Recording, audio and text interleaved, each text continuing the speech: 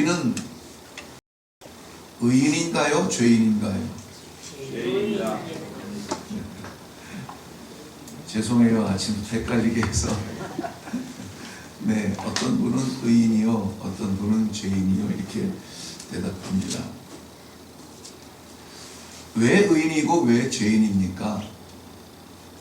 의인은 의를 행했기 때문에 의인이라 하고, 죄인은 죄를 졌으니까 죄인이라고 하죠. 그런데 그거 혹시 아시는지 모르겠어요. 죄인은 죄를 짓기 원하는 마음이 있어요. 누가 잘 되면 축하해 주지 못합니다. 배가 아파요. 여기까지는 괜찮아요. 그럴 수 있습니다. 그런데 어떤 재물을 보면은 그것을 내 걸로 만들고 싶어 합니다. 다른 사람이 상처를 받든 받지 않든 그저 나 편한 대로 말하고 나 편한 대로 행동합니다. 내가 좋은데 뭐 남을 돌아볼 겨를이 없습니다. 나에게 집중돼 있죠. 의인은 의를 행하고 싶어하는 원함이 있습니다. 약한 자를 보면 도와주고 싶고, 아픈 사람을 보면 기도해주고 싶고, 불이 난 집을 보면 같이 발을 동동 굴르며 아이고 저걸 어떡해 저걸 어떡해. 근데 그걸 판단하는 사람들이 있죠. 아이고 조심하지 않고. 우리는 어느 경계에 있는지 모르겠습니다. 죄가 없으신 완전하신 의이신 하나님, 완전한 의이신 하나님은 죄인이 앞에 설 수가 없습니다. 죄를 가지고 의 앞에 서게 되면 심판을 받게 되고 죽게 되죠. 그래서 죄인이 하나님 앞에 서면 사망이요, 의인이 하나님 앞에 서면 생명입니다. 여러분, 경찰들이 겁났습니까? 반갑습니까? 네. 운전할 때 보면은, 저는 요즘은 그렇지 않습니다만은 옛날에는 제가 20대 초반 이럴 때만 해도 운전할 때 길거리에 경찰들이 많이 서 있었어요. 게다가 제일 무서운 경찰은 오토바이 옆에 이 장화 신고 서 있는 경찰들 삑 세우면은 아이고 이거 뭔가라도 걸리면 걸리지. 그게 좀 겁이 났어요. 근데 어느 순간부터 그 길거리에 있는 경찰들이 무서운 경찰들이 아니라 고맙고 반가운 경찰들이 되기 시작한 적이 있어요. 그 시점이 언제냐면은 내가 별로 이렇게 나쁜 죄를 지은 것 같진 않아. 그러면은 경찰들이 반갑고 고맙고 그렇게 보여져요. 그런데 도둑이 제발 저리다고 하죠. 뭔가 죄를 지면은 쟤들 왜 이렇게 밖에 나와서 이렇게 왔다 갔다 해. 그런 거예요. 하나님은, 공의로우신 하나님은 그의 백성들을 잡으려고, 벌하려고, 죽이려고 존재하시는 분이 아니라 그의 백성들을 환영하고 그 백성들에게 영광을 주기 위해서 기다리시는 아버지예요. 그런데 죄를 가지고 그 앞에 서면은 사망이에요. 의를 가지고 그 앞에 서면은 생명이며 영광인 것입니다. 그런데 성경은 우리들에게 하나님의 보좌 앞에 나아가라는 거예요. 나아가라고. 그것도 그냥 나아가라는 것이 아니라 담대하게 나아가라, 이렇게 얘기하고 있습니다. 히브리서 4장 16절 말씀에 은혜의 보좌 앞에 담대히 나아갈 것이니라 그랬습니다. 죽을 것입니까? 살 것입니까? 나가라, 넌 죽을 거야, 이 얘기입니까? 아니면 담대히 나아가라, 너 살 거야, 이 얘기입니까? 살 거라는 거예요. 그러니까는 겁내지 말고 담대하게 나아가라는 거예요. 아이고 큰일 났네요. 우리는 아직 죄인인데 어떡하죠? 우리가 의를 행했습니까? 그래서 의인입니까? 그렇지는 않아요. 우리가 하나님 앞에 어떤 의로운 행위를 했기 때문에 의인이 된 것은 아니에요. 그런데 성경은 담대하게 나아가라라고 하는 이유가 있어요. 누구 때문에? 예수님 때문에. 죄가 없으신 완전하신 대제사장이신 예수 그리스도의 공로로 말미암아 우리에게 죄 없다 인정해 주시는 거예요. 인정해 주시는 거예요. 이런 거 있죠. 죄가 없어서 죄인이 아닌 것이 아니고 내가 의인을 행해서 의인이 된 것이 아니라 이런 거 어느 날 태어나 보니까는 부자인 거예요. 왜? 부모님이 부자니까. 얼마 전에 잠깐 TV를 보는데 부모가 연예인인 그 자녀를 인터뷰하면서 그런 이야기를 하더라고요. 태어나 보니까는 엄마 아빠가 너무나 유명한 사람이야. 거기에 대한 부담이 컸겠습니다. 뭐 그런 얘기를 해요. 그러네. 내가 우리의 부모님을 연예인으로 선택한 것이 아니라 태어나 보니까 그분들이 연예인인 거예요. 태어나 보니까는 부자인 거예요. 내가 버는 거 아니에요. 내가 고생해서 막 벌어 들이지 않았는데 태어나 보니까는 나는 고급 집에 있고 고급 옷을 입고 유모차도 비싼 거 타고 다니고 뭐 어렸을 때 그렇게 살게 되었어요. 태어나 보니까 의인인 거예요. 내가 특별히 의인을 행하지 않았는데 태어나 보니까 의인이에요. 그걸 중생이라고 말합니다. 누구에 의해서? 예수 그리스도로 말미암아서. 내가 의인을 행해서 의인이 된 것이 아니라 예수 그리스도를 믿는 믿음으로 말미암아 그 예수님이 우리를 의롭다. 그렇게 해서 우리가 의인이 된 거예요.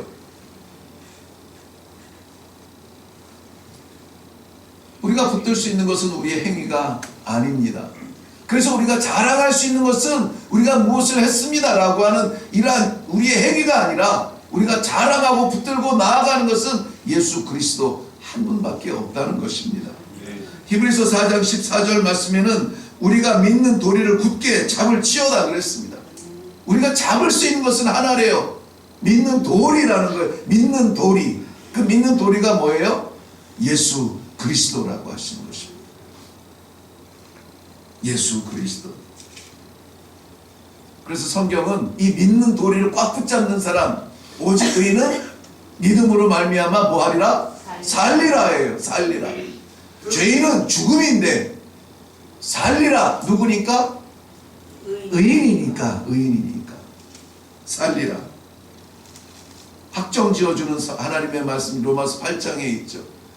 어떤 피조물이라도 하나님의 사랑에서 우리를 끊을 자가 없다라고 말하고 있어요. 아무것도 우리를 그 사랑에서 끊을 수가 없어요. 그 환경을 바꿀 수가 없어요. 그 피조물 중에 가장 부끄럽고 부족한 피조물인 나마저도 하나님의 그 사랑을 끊을 수가 없어요. 그러니까 우리는 하나님 앞에 산다라는 것입니다. 산다.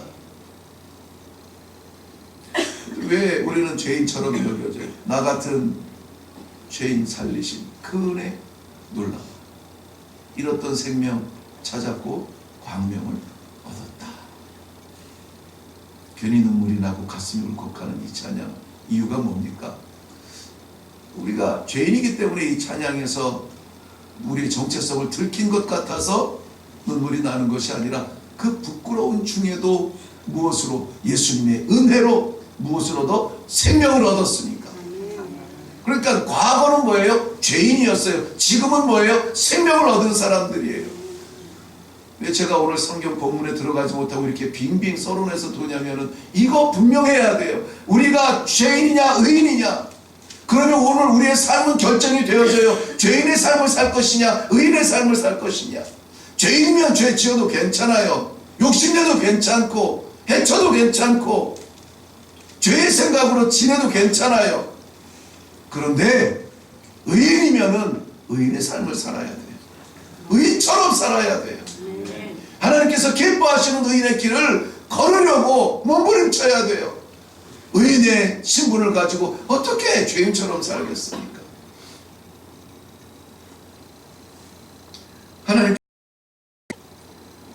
우리를 그의 독생하신 예수 그리스도 피값 주고 신분을 바꿔주셨어요. 신분을 바꿔주셨다. 그러므로 사랑하는 성도 여러분, 정말 하나님이 위대하신 창조주라고 믿으신다면, 정말 우리가 부족하고 연약한 존재라는 것을 믿으신다면, 가까이 갈 수 없는 그 놀라운 완전한 영원한 갭을 하나로 만들어 주시고, 너는 내 것이다, 내 것이다, 내가 너를 내 오른손 바닥에 새겼다, 이것을 믿으신다면 의인의 정체성을 분명히 할 수 있기를 바랍니다. 분명히 할 수 있기를 바라요. 그래도 왜 우리 가운데서는 의인입니까 죄인입니까 물어볼 때에 죄인이라는 말이 나오냐면은, 하나님께서 우리에게 의롭게 하신 그 의를 우리가 만족시키지 못하기 때문에 그래요. 여전히 우리는 완전한 의를 이루며 살아가지 못해요. 그러니까는 하나님 앞에 기도하는 겁니다. 주님, 오늘도 우리의 부끄러운 마음, 부족한 마음으로 죄짓지 않게 해주세요.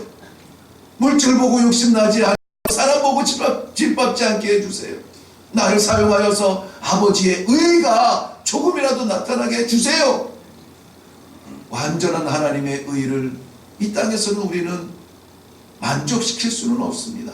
그럼에도 불구하고 몸부림치는 우리의 모습을 하나님이 기뻐하시는 거예요.